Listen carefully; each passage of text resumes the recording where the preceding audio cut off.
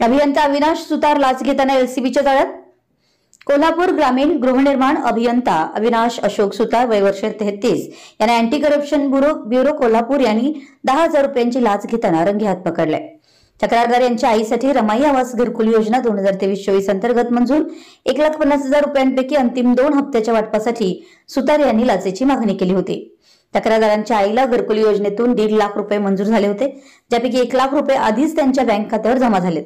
उरलेले 2 हप्ते मिळवण्यासाठी तक्रारदार यांनी पंचायत समिती हातकणंगले येथे भेट दिली। या भेटीत अभियंता अविनाश सुतार यांनी शिल्लक हप्ते मंजूर करण्यासाठी 13,000 रुपयांची मागणी केली। तडजोडीनंतर त्यांनी 10,000 रुपये स्वीकारण्याचं मान्य केलं।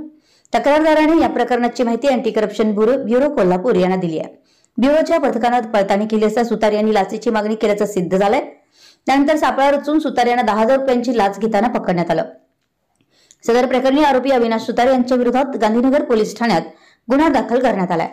त्यांना न्यायालयात हजर केल्यानंतर 1 दिवसाची पोलीस कोठडी मिळाली आहे। ही कारवाई वरिष्ठ अधिकाऱ्यांच्या मार्गदर्शनाखाली वैष्णवी पाटील, पोलीस उपाधीक्षक आणि त्यांच्या पथकाने यशस्वीरित्या पूर्ण केली।